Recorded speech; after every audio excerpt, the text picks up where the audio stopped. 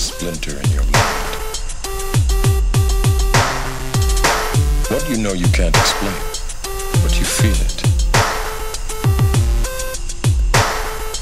Like a splinter in your mind. Hello everybody, this is of course Nick Dutch back again. Going to be doing a few viewers questions today. Obviously you can still request things to me through the private message section on YouTube, and the way that you do that is you go to my channel page. On the right hand side you'll find a teeny weeny little arrow. You mouse over that, you'll have a little drop down box, and one of those options will be to send me a private message. That's the way, at least that's the way it was last time I checked it. I've got loads of comments to go through. I haven't had time to go into that right now, but let's just go through a few things here. This one says, hello sir. Hello, but you don't have to call me sir, my name's Nick, alright? How are you doing? Hey, not bad, thanks for asking. I have some questions of a few topics. How do I perform a seance? Specifically, what do I need? Then, what is the true meaning and purpose of All Hallows Eve, the Day of the Dead, and what's the difference? Is selling your soul to Satan real, or is it a myth? Is some kind of magic relating to witchcraft possible? How do I become possessed? Is there a real way to summon a demon, and what other steps? What's the difference between that and a seance?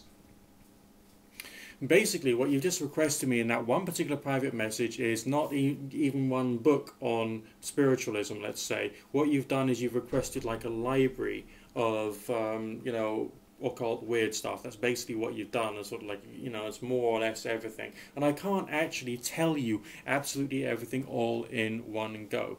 I'll try and do the easy ones first and foremost. What's the true meaning and purpose of All Hallows Eve, the Day of the Dead, and what's the difference? Basically, it's just another day on the calendar, okay? There's some connections with paganism, some people say, okay, and there's some connections with Christianity, some people say. There is a All Souls Day, which is essentially the actual All Hallows Day, and then there's a day before it, which is the evening before it. And folk tradition suggests that you should have some kind of whopping great party to, just laugh at things which are, unpleasant prior to a day of something of a more spiritual nature. That's why you've got all the scary fun stuff prior to all the pious religious stuff. That's essentially why you have your, All Hallows Eve. There's connections to people's fear in the days before central heating, that basically, it's going to be cold. There's a chance of you dying of hypothermia and any other kind of disease brought about by being far too cold. There's a possibility of not being able to store your food, or any food you have stored for the winter months might end up going rancid or going off. You could starve. So essentially it was a time of year when people were afraid of the possibility that they could die. And of course, in the ancient times, even just 200 years ago, there was lots of very morbid humor. I mean, if you look at cartoons from about 200 years ago, printed cartoons, there may be a bit of a morbid aspect to some of them. Laughing at death, laughing at disease, stories about putting your grandmother in the oven or something like that, really gross stuff. And that was just the culture's way of laughing at something that was happening all around them. There was death, there was decay. People had to have large families just to make sure it would be more likely that one of their, 8 children would actually survive.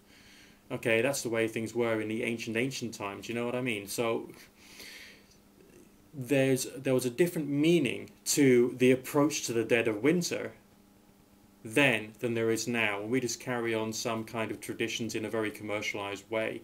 As far as does that mean anything spiritually, difficult to say. Is there a difference between Day of the Dead and All Hallows Eve? Only culturally. Some people believe, in some parts of the world, I think it's Mexico, who believe that All Hallows Eve or the Day of the Dead is actually a party time for the dead people.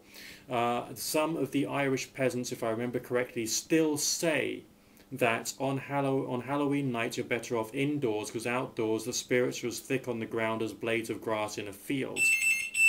I've got a call, I'll be right back. Okay, I apologise for that interruption, but not a problem. Let's get on with the next part of this one particular private message. Okay, now I could do like an entire 20-minute video upon how do I perform a seance, but basically the first thing that I would say is train yourself in meditation, because I personally think that's the first bit. When I'm trying to do a seance of any particular type, it's like you feel a different state of mind coming upon you, just like a state of tranquil focus. I mean, it's difficult to describe. I can only assume that I've come into that particular state of mind as a result of practicing with things such as meditation and all the rest of it. And then also try and focus on sensitivity, so you're trying to deliberately sense something outside of yourself, and that requires a lot of practice anyway, because it's a bit of a change of mind. Don't rush. There is no rush to develop to the point of having a strange experience, because all this is about is trying to generate strange experiences which seem to be somehow connected to something which is slightly abnormal. Okay, so just bear that in mind. It's not a question of, oh, this is suddenly proof that spirits exist, because we don't know. As you know, our scientific body of knowledge is not strong enough for us to be able to turn around and say yes or no or whatever. You know, we don't know either way. But we do know from personal experience that strange personal experiences associated with this phenomena that we call spiritualism does seem to happen. So that's what I would like to put your way. Okay. Is selling your soul to Satan real, or is it a myth? I would say that is a myth. I would say that's symbolic, but there's other forms of symbolism in Christianity of the idea of sacrificing yourself, being a living sacrifice and all the rest of it, and I feel that it's very close to that same kind of idea, but I don't know why you'd want to be quite frank, okay? It doesn't actually seem to make any sense considering what the symbol of Satan actually is. Some people who are practicing Satanists would disagree with me, but on the other hand, this is my opinion, not theirs, so I'm going to give you mine. Alright, that's what the internet's about, people giving their opinions. This is my opinion, okay? Someone else can disagree with it, they will disagree with it, everyone disagrees with me once in a while, or on some particular fine point.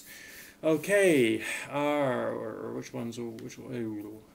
How do I become possessed? Don't worry about it, don't do it. It's like going psychotic temporarily. Do you want to go psychotic temporarily? Fine, then do it. I mean, no, don't. Seriously, it's not a good idea at all. Next question. Is there a real way to summon a demon? What are the steps? What's the difference between that and a seance? It's only slightly different in the way in which you experience it to a seance itself. Okay, that's something you've got to remember. People say, oh yeah, Nick, great demonologist and all the rest of that.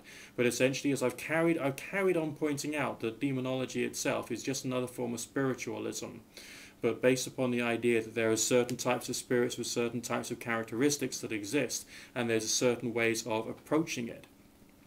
But you might as well just start with standard, playing around with the basics such as pendulum dowsing for spirit contact and Ouija board for spirit contact, because those are good ways of developing some kind of potential strange experience. Even meditations of some types will actually help you to try and get there. Alright, so it's a process. Alright, it's a process of learning, process of experience, process of change, and even when you've had like the most scary, glaring, strange experience, it still won't prove to you conclusively that spirits exist.